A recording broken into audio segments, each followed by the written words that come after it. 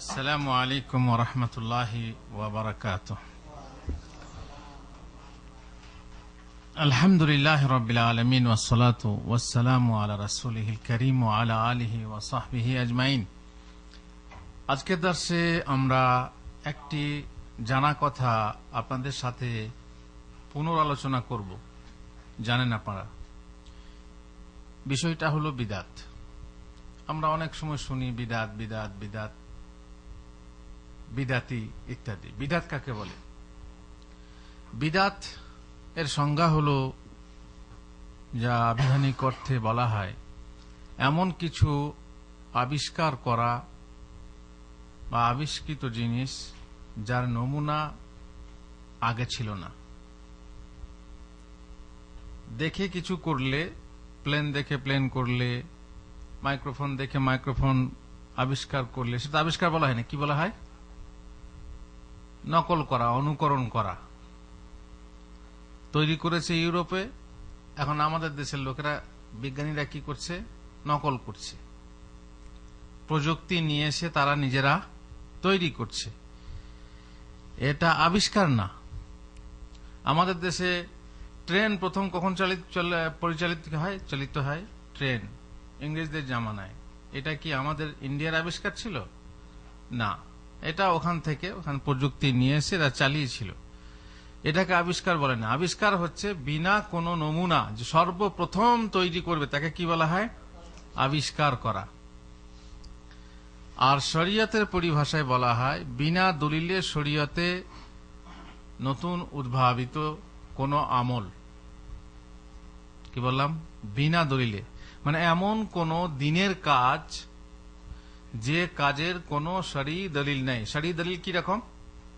শরঈ দলিল হচ্ছে কোরআন, সহি সুন্নাহ, সহি হাদিস। সহি হাদিস কেন বললাম?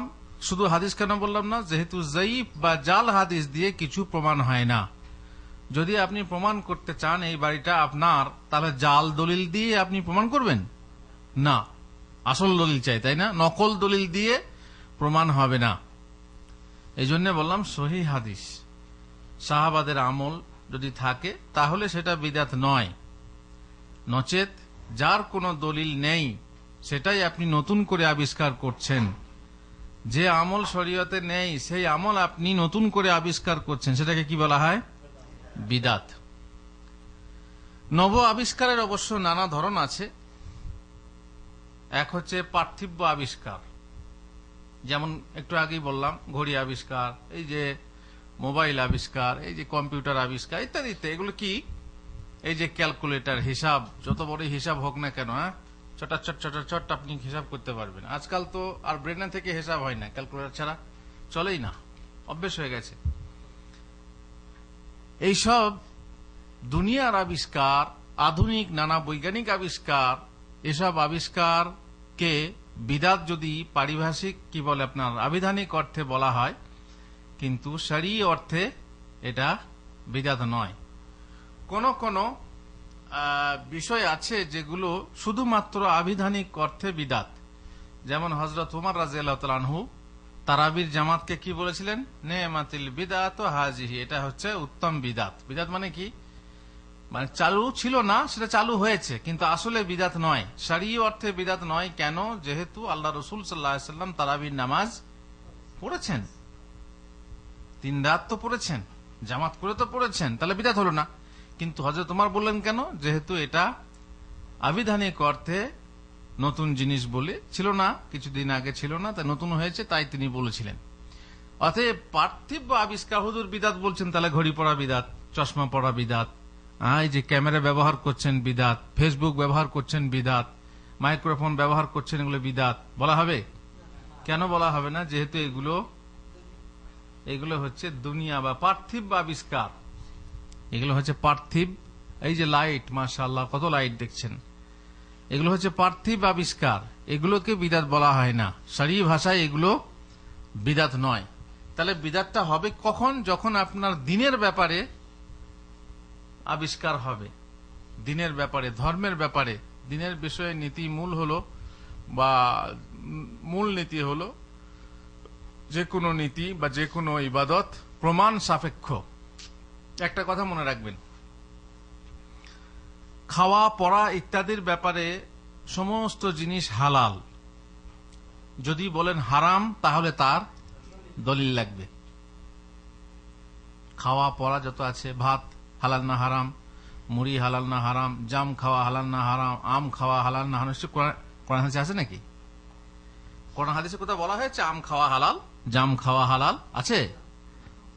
অনেকে বলে পান খাওয়া হারাম, কোরআন হাদিসে আছে নাকি? পান তো থাকবে না, পান খাওয়া তো হারাম বলছি না, পানের সাথে যেটা জর্দা ফর্দা এগুলো হারাম। যাই হোক, আম জাম এগুলো কোরআনে হাদিসে নেই। এগুলো হারাম হালাল দেখার জন্য দেখারও দরকার নেই, আসলে এগুলো কি হালাল। হারাম কখন বলা হবে? যখন তার দলিল পাওয়া যাবে।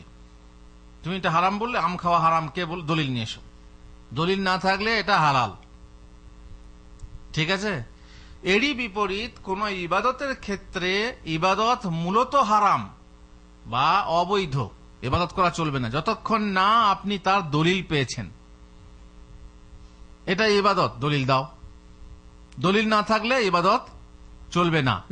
হাদিস কোরআনে কোথায় মানা আছে? কোথায় জামাত করে দোয়া, জামাতি দোয়া মানা আছে দেখাও।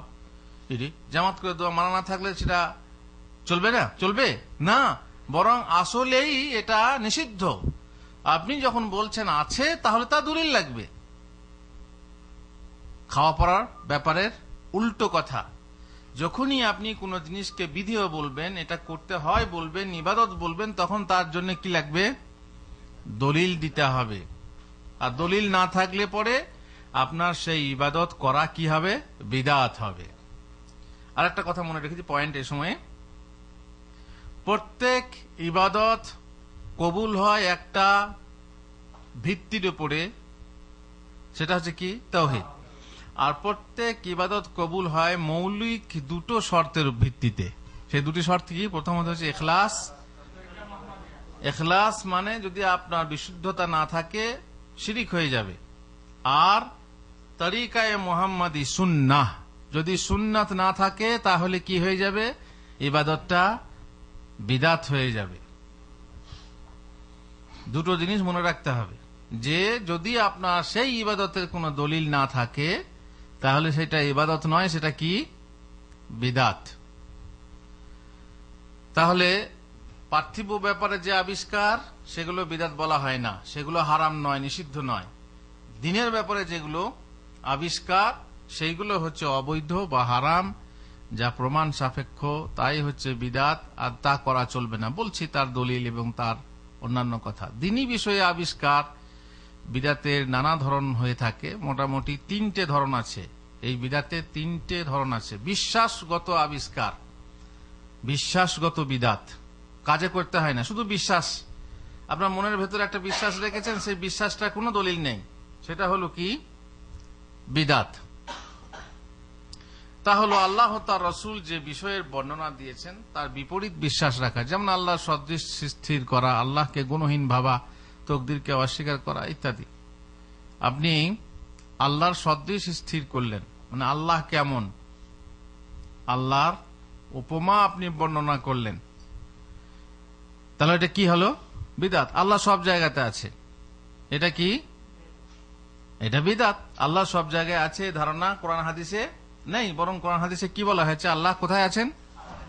আরশের উপরে। আপনি তার ব্যাপারে নতুন কিছু আবিষ্কার করলেন। আল্লাহ সব বস্তুতে আছে, এ কথা পেলেন আপনি। এগুলো সব আবিষ্কার, এগুলো শুধু বিশ্বাস করতে হয়, এগুলো কাজে করতে হয় না, তবু এগুলো হচ্ছে বিদআত। 2 নম্বর হচ্ছে কর্মগত বিদআত, যাকে বিদআতে আমালিয়া বলা হয়। তা হলো যে আল্লাহর বিধান ছাড়া অন্য কিছু দিয়ে তার ইবাদত করা।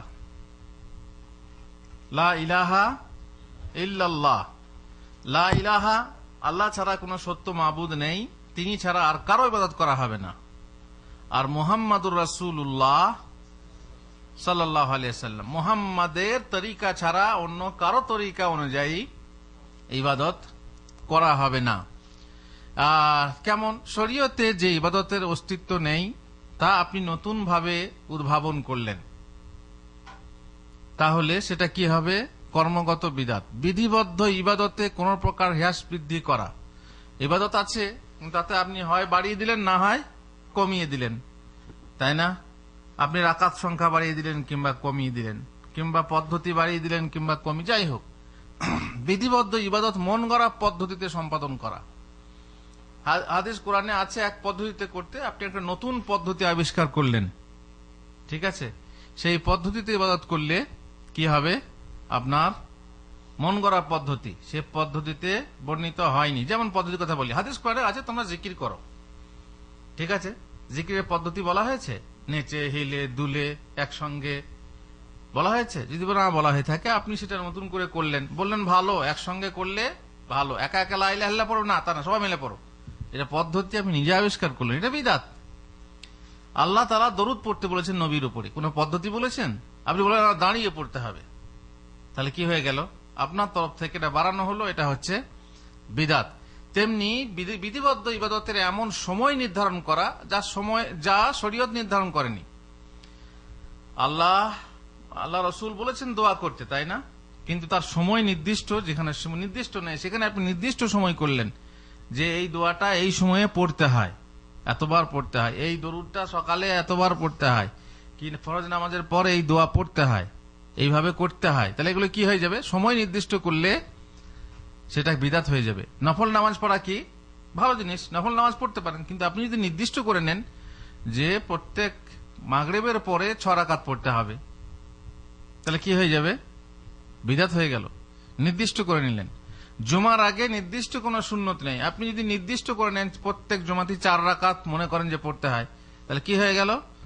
সেটা নির্দিষ্ট করা হলো, যেটা শরীয়ত অনির্দিষ্ট রেখেছে, তাহলে সেটা হয়ে যাবে বিদআত। কবরের উপরে গম্বুজ নির্মাণ করা, নতুন নতুন ঈদ বা পর্ব উদযাপন করা ইত্যাদি কর্মগত আবিষ্কারের মধ্যে পড়ে। যে আমরা জানি যে কবর তৈরি করতে হয় যেভাবে, তার উপরে ঘর তৈরি করা, গম্বুজ তৈরি করা, কি শরীয়তে আছে? যদি না থাকে তাহলে আপনি অতিরিক্ত বিদআত করছেন। নতুন নতুন ঈদ বা পর্ব উদযাপন করা, নতুন নতুন ঈদ বলতে ঈদটা কটা? ঈদ হচ্ছে ঈদুল ফিতর আর ঈদুল আযহা, আর একটা জুমা সাপ্তাহিক ঈদ আছে।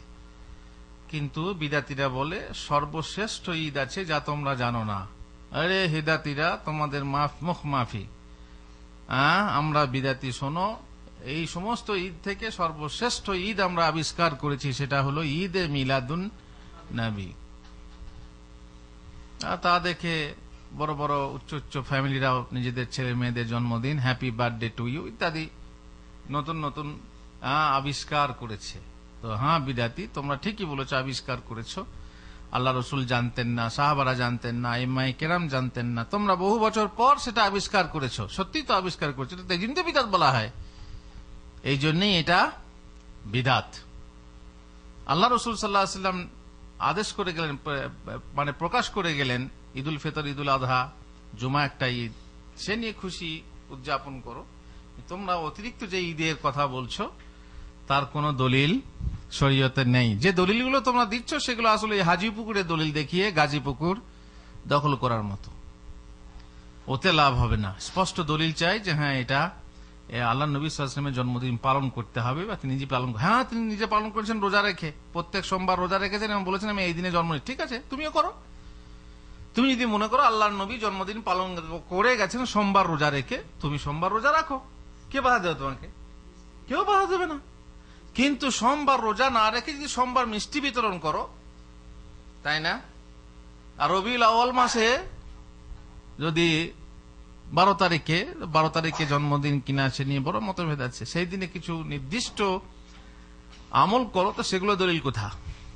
সেগুলো দলিল নেই। এই জন্য এসবগুলো হচ্ছে বিদআত। আর এক প্রকার বিদআত আছে ত্যাগ ধর্মী বিদআত, তার মানে কিছু না করে বিদআত। এ হলো করে বিদআত, আর কাজ করে বিদআত, আর হচ্ছে কাজ ত্যাগ করে বিদআত। সেগুলো কেমন? ত্যাগ ধর্মী বিদআত কেমন?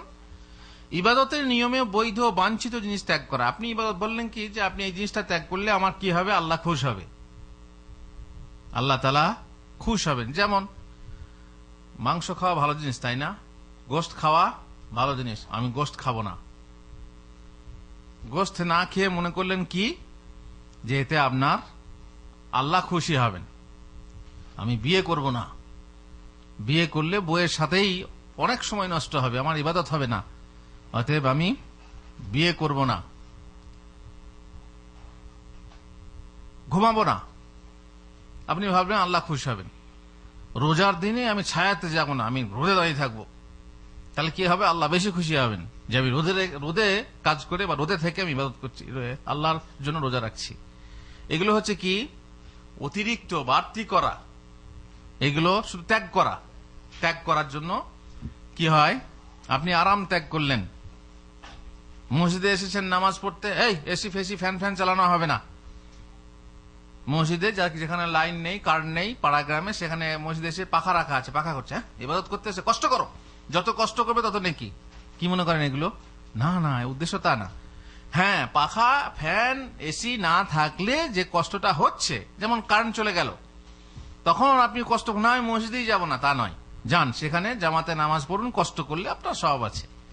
কিন্তু ইচ্ছা করে কষ্ট করবেন, তাতে সওয়াব নেই। এইভাবে যদি কোনো বিষয়ে আপনি অতিরঞ্জন করেন, তাহলে কি হবে? সেটা বিদআত হবে। নুরুল হুদা ভাইকে জিজ্ঞেস করি যুক্তি। আপনার ঘরে একটা রাখাল আছে, রাখালের ডিউটি হলো সূর্য ওঠা থেকে নিয়ে সূর্য ডোবা পর্যন্ত, কিন্তু সূর্য ডুবে গেলেও সে বেচারি ঘর যায় না, আপনার এটা সেটা কাজ করে দেয়, এসা পর্যন্ত কাজ করে। আবার আপনি যখন শুয়ে যান তখন আপনার পাও টেপে, এগুলো তার ডিউটি না, সে নিজের তরফ থেকে বাড়তি করে আপনাকে খুশ করার জন্য করে। আপনি তাতে খুশ হবেন না না খুশ হবেন? বলুন, উত্তর বলুন। মানুষ তো খুশ হবে, তাই না? আপনার স্ত্রী আপনাকে বলল একটা শাড়ি আনতে, তো দেখলাম আপনার শাড়ি নিতে বলে, আপনার সৌদি আরব থেকে যারা যান, দেশে বাড়িতে যান, তারা নিশ্চয়ই স্ত্রীর জন্য অনেক কিছু নিয়ে যান, চকলেট থেকে নিয়ে, সাবান থেকে নিয়ে, শ্যাম্পু, তারপরে ক্রিম, বহু কিছু নিয়ে যান। কিন্তু যদি অর্ডার থাকে যে আমার জন্য একটা শাড়ি নিয়ে এসো, কম্পিউটার শাড়ি দেখেছেন আপনি? এখন দেখেননি, থাকেন, দেখবেন। তো শাড়ির অর্ডার দিল, আপনি সেই শাড়ির সাথে শাড়ির ম্যাচে ব্লাউজ নিয়ে গেলেন, তারপরে আপনার আরো কিছু নিয়ে গেলেন, কিংবা চুড়ি নিয়ে গেলেন। তো শাড়ির সঙ্গে আপনার স্ত্রী যদি ব্লাউজ, ব্রা বা কি বলে চুড়ি পেয়ে যখন দেখবে যে শাড়ির সঙ্গে আমার স্বামী এগুলো নিয়ে এসছে, তখন আপনার স্ত্রী আপনার উপর রাগ করবে না খুশি হবে? খুশি হওয়ার কথা, তাই না? তো আল্লাহ রসুল যা বলেছেন আমরা তা করছি, কিন্তু অতিরিক্ত যদি আরো কিছু করি, তাহলে আল্লাহ তাআলা খুশ হবেন না না খুশ হবেন? হ্যাঁ, যুক্তি ঠিক আছে। বিদাতীরা বলে যে যদি বাড়তি করি তো মানুষ খুশ হয়, কিন্তু আমরা বলবো যে বাড়তি করা যদি যার জন্য করছেন তার প্রয়োজন অনুযায়ী হয় বা তার আদেশ নির্দেশ অনুযায়ী হয়, তাহলে খুশ হবে। যেমন আপনি আপনার রাখাল, আপনি চাচ্ছেন এই সময়ে আপনি আপনার স্ত্রীকে নিয়ে ঘরে থাকবেন, আর সেই সময় এসে বলছে পা টিপবো, এটা বিরক্তি কাজ না? কাজ না। আপনি চাচ্ছেন সে সূর্য ডুবে গেলে ঘর চলে আসে, ঘরের ভেতরে ঘুরুক ঘুরুক করছে, আপনি চান না, তো আপনি খুশ হবেন না খুশ হবেন? হ্যাঁ, তোর এত কাজের দরকার নেই, যা তুই চলে যা, আপনার তো টাইম শেষ হয়ে গেছে। আপনার স্ত্রীর জন্য আপনি চুড়ি নিয়ে গেছেন, আন্দাজে যে চুড়ি সাইজ লাগে তার থেকে ছোট সাইজ নিয়ে গেছেন, ভরতে যায় আর পুটুম পুটুম করে ভেঙে যায়, কাচের চুড়ি, তাই না? আর যা ব্লাউজ বেশি নিয়ে গেছেন গায়ে ওঠেই না, তখন আপনার স্ত্রী খুশ হবে না? বলে চোখে কানা নাকি তুমি, তাই জানো না আমার গায়ে কত সাইজ লাগে, আমার হাতে কত সাইজ লাগে? খুশ হবে না খুশ হবে? স্ত্রীর প্রয়োজন অনুযায়ী হলো না, তাহলে সে না খুশ হবে, সে খুশ হবে না। বেশি দিলেই, বেশি করলেই যে খুশ হবে মানুষ, তা নয়। আমরা বেশি করলে আল্লাহ খুশ হবেন। যেমন 5 ওয়াক্তের নামাজ আছে, আল্লাহ ফরজ করেছেন, আল্লাহ সন্তুষ্ট। কিন্তু যদি নফল নামাজ পড়ি, তাহলে তা আল্লাহ খুশ হবেন না খুশ হবেন? খুশ হবেন। কেন? তার সেটা নির্দেশ আছে। কিন্তু নফল নামাজটাই যখন আমি এমন সময় করব যে সময় আল্লাহ রাসূল নির্দিষ্ট করেননি, তাহলে তখন না খুশ হবেন, কারণ তার নিয়ম অনুযায়ী হলো না। তোমায় কিছু দেবো বলে চাই যে আমার মন নাই, বা তোমার থাকলো প্রয়োজন, এটা দুনিয়ার প্রেমের ক্ষেত্রে চলে, তাই না? আপনার ঘড়ি আছে, আমি একটা ঘড়ি উপহার দিতে পারি, সমস্যা আছে? সমস্যা নেই, আপনি নিবেন। দুনিয়ার ক্ষেত্রে চলে, কিন্তু আল্লাহ আল্লাহ রসুলের ক্ষেত্রে দুনিয়ার উপরে কিয়াস করলে, অনুমান করলে চলে না। বরং আল্লাহ আল্লাহ রসুলের নির্দেশ থাকবে, তবে আপনি সেটা করতে পারবেন, দিতে পারবেন। দেওয়া আল্লাহ আল্লাহ রসুলের জন্য কিছু দেওয়ারও নির্দেশ আছে, সেই নির্দেশ অনুযায়ী দিলে, এই জন্য লা ইলাহা ইল্লাল্লাহ মুহাম্মাদুর রাসূলুল্লাহ, মুহাম্মদ রাসূলুল্লাহ মানে হচ্ছে তরিকা। তরিকা যখন আপনি অন্য ধরে নেবেন, নিজের মন গড়া দেবেন আপনি, কিন্তু মন গড়া পদ্ধতিতে দেবেন, তাহলে সেটা না, সেটা আল্লাহ আল্লাহ রসুল খুশ হবেন না। আপনি কোরবানি দেবেন কার জন্য? আল্লাহর জন্য। কাদের তরফ থেকে? নিজের তরফ থেকে, ছেলে মেয়ের তরফ থেকে, তাই না? আপনি বললেন না, আমি এটা মৃত ব্যক্তির তরফ থেকে দিচ্ছি, হলো না, ঠিক মতো দেওয়া হলো না, পদ্ধতি হলো না। আমি আল্লাহর নবীর জন্য, আল্লাহর নবীর নামে কোরবানি দিচ্ছি, আছে এরকম কোন নীতি? আপনি নিজের তরফ থেকে দেন, নবীর তরফ থেকে দেওয়ার কোন প্রয়োজন আছে? কিন্তু আপনি মন গড়া পদ্ধতি, আপনি ভাবলেন কি এটা হচ্ছে ভালো, অথচ এই ভালোটা তারা বুঝে যাননি। এই জন্য আপনার তরফ থেকে এই অতিরঞ্জন হবে কি? বিদাত। তাহলে বুঝতে পারলেন যে বিশ্বাসগত বিদাত, কর্মগত বিদাত আর ত্যাগধর্মী বিদাত, মানে আপনি সেটাকে ত্যাগ করছেন, যেমন বিবাহ ত্যাগ করা, মাংস ভালো মন্দ ভালো খাওয়া ইত্যাদি ত্যাগ করা, এ হচ্ছে বিদাত। এবারে মান অনুসারে বিদাতের প্রকারভেদ শুনুন। কোন কোন বিদাত আছে যা করলে মানুষ কাফের হয়ে যায়, কাফেরকারী বিদাত বলে, একে বলে বিদাতে মুকাফফিরা। যে বিদাত করলে মানুষ কাফের হয়ে ইসলাম থেকে খারিজ হয়ে যায়, যেমন রাফেজিদের বিদাত, শিয়াদের বিদাত। কেমন? তারা মনে করে সাহাবী কাফের, আবু বকর কাফের, আর কি বলে ওমর কাফের, উসমান কাফের, ঠিক আছে? এগুলো কি? এগুলো বিদাত। সাহাবীকে কাফের মনে করা বিদাত, কিন্তু এমন বিদাত যে বিদাতে মানুষ কি হয়ে যায়? কাফের হয়ে যায়। তারপর কোরআন, যে আল্লাহর কোরআন, আল্লাহর কালাম, এটা কি আল্লাহর সৃষ্টি না আল্লাহর সিফাত, আল্লাহর গুণ? আল্লাহর সৃষ্টি বলবেন না, কারণ কোরআন হচ্ছে আল্লাহ, কোরআন হচ্ছে আল্লাহর গুণ, সিফাত বলা হয়। যদি কেউ গুণ বলে তাহলে পরে সেটা বিদাত হলো, আর এমন বিদাত যে তাতে মানুষ কাফের হয়ে যায়। 2 নম্বর হচ্ছে ফাসেককারী বিদাত, যে বিদাত করলে মানুষ পাপী হয়, গুনাহগার হয়, কিন্তু ইসলাম থেকে খারিজ হয় না।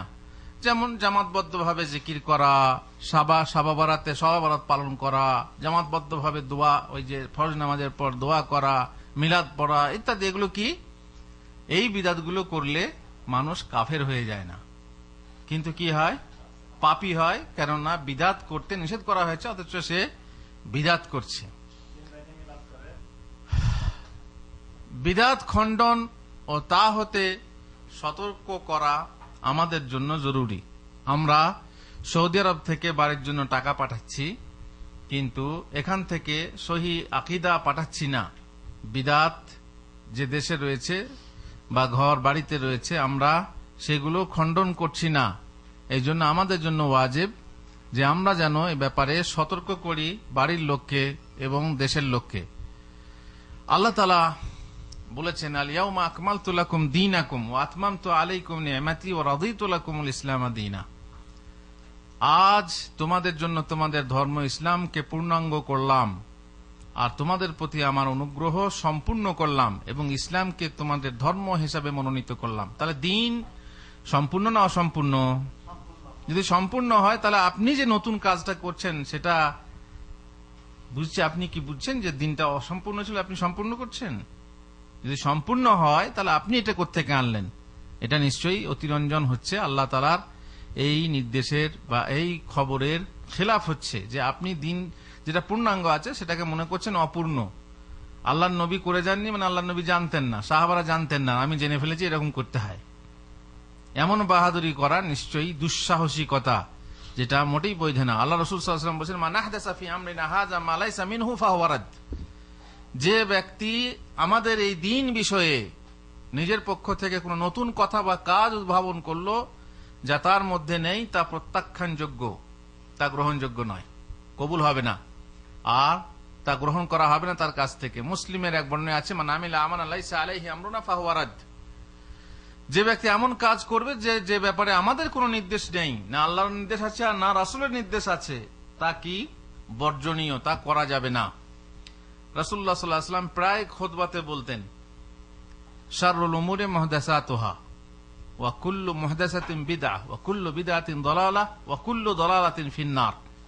নিকৃষ্টতম কাজ হচ্ছে দিনে নব আবিষ্কৃত বিষয়সমূহ, কর্মসমূহ, আর প্রত্যেক নব আবিষ্কৃত কর্মই হলো বিদাত, আর প্রত্যেক বিদাতই হলো পথভ্রষ্টতা, আর ভ্রষ্টতা জাহান্নামে নিয়ে যায়। ভ্রষ্টতা মানে কি? ভ্রষ্ট মানে রাস্তা ভুলে যাওয়া, রাস্তা ভটকে যাওয়া। তো আপনার যে রাস্তা গেলে আপনি আপনার বাসায় পৌঁছাবেন, সে রাস্তায় যদি আপনি ভ্রষ্ট হয়ে যান, তার মানে আপনি কি বাসায় পৌঁছাবেন? অবশ্যই না। জান্নাতের পথে আপনার চলার কথা ছিল, কিন্তু আপনি ভ্রষ্ট হয়ে গেলেন। এবারে জান্নাতের পথে না চললে আপনি কোন পথে যাবেন? আর কোন পথ দ্বিতীয় পথ আছে নাকি? নাকি আরাব বলে কিছু আছে? হ্যাঁ, আরাব কিছু সাময়িক কাল থাকবে, কিন্তু তারপরে হয় জান্নাত না হয় জাহান্নাম। সুতরাং রাসূলুল্লাহ সাল্লাল্লাহু আলাইহি ওয়াসাল্লাম প্রত্যেক খুতবাতেই বলতেন যে নব আবিষ্কার থেকে দূরে থাকো, নব কাজ থেকে, দিনের ব্যাপারে নব আবিষ্কার বলতে এইসব বুঝেন না। আবার বলছি, পার্থিব আবিষ্কার না। কম্পিউটার কেন ব্যবহার করছেন, প্লেন কেন চড়ছেন, এসি রুমে বসে ফতোয়া দিচ্ছেন কেন, এসির হাওয়া কেন খাচ্ছেন, এসব না। উদ্দেশ্য কি? দিনের ব্যাপারে নবরচনা, এর থেকে দূরে থাকো, কারণ তা হচ্ছে ভ্রষ্টতা, আর ভ্রষ্টতা জাহান্নামে নিয়ে যায়। আচ্ছা হুজুর, আপনি যে বিদআতের বিভিন্ন প্রকার বললেন, এইসব প্রকার হাদিস কোরআন হ্যাঁ আছে, কিন্তু একটা প্রকার মানুষ ব্যবহার করে বা অনেক আলেমও ব্যবহার করে, যার কোনো দলিল নেই, বরং দলিল তার খণ্ডন করে, বলে বিদআতে হাসানা, বিদআতে সাইয়্যা। বিদআতে সাইয়্যা, হ্যাঁ, যেগুলো বিদআত যার কোনো উপকার নেই সেগুলো বিদআত, খারাপ বিদআত, ঠিক আছে। কিন্তু বিদআতে হাসানা বলে কিছু বিদআত আছে যেগুলো ভালো, যেগুলো করলে মানুষের উপকার হয়। যেমন মিলাদ পড়লে 5টা লোককে ভালো কথা শোনানো হয়, 5টা লোককে ভালো মন্দ খাওয়ানো যায়, তাই না? এটা কেন বিদআত বলছেন? এটা কেন বিদআত বলছেন? শবে বরাতের দিনে কত হালুয়া পরোটা রুটি করে খাওয়ানো হয় মানুষকে, দান খয়রাত করা হয়। এমনি আশুরার দিনে কত লোককে দান খয়রাত করা হয়, পানি দান করা হয়। হ্যাঁ, তো এইগুলো খারাপ জিনিস কি করে হলো? আরে মিয়া, দরুদ পড়া এটা ভালো জিনিস, খারাপ কি করে হলো?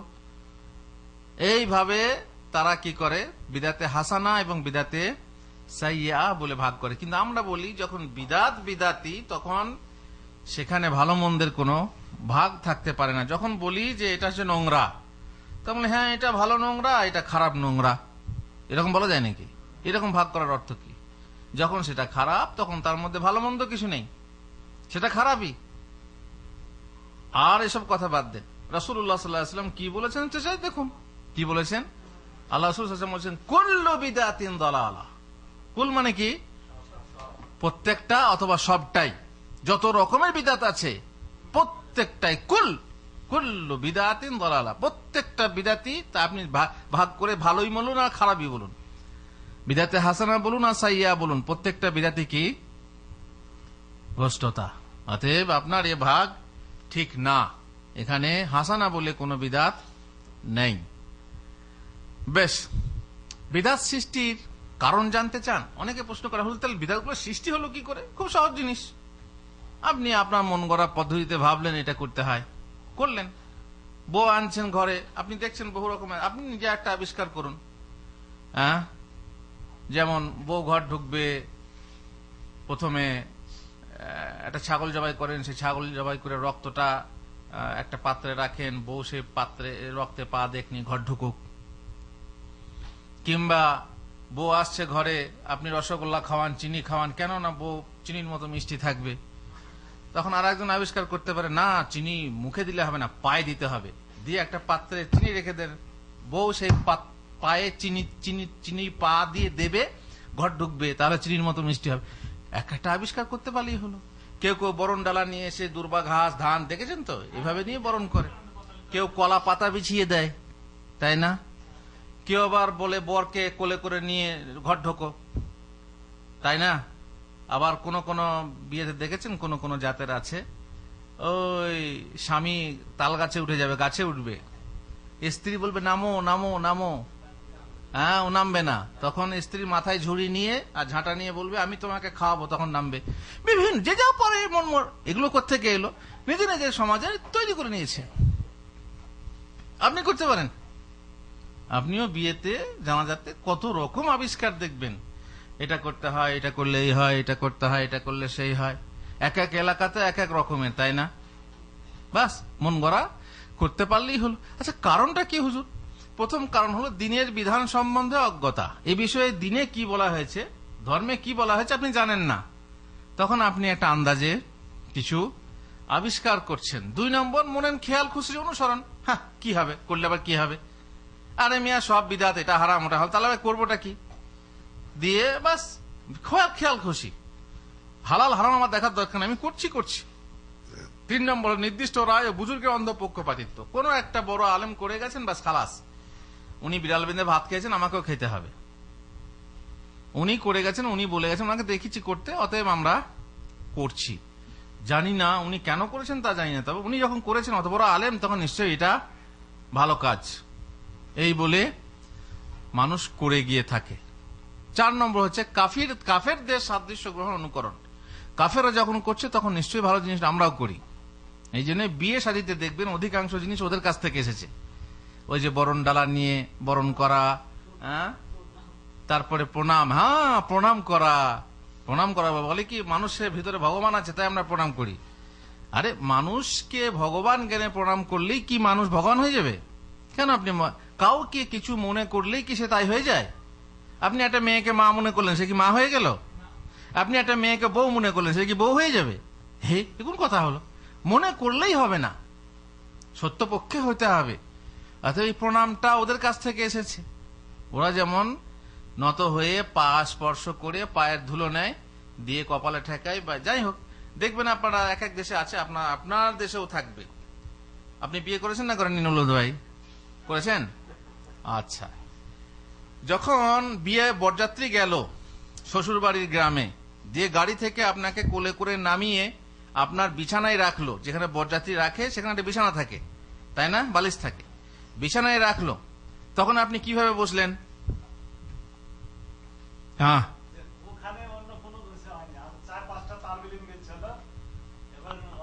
আপনি সালাম করেছেন না করেননি?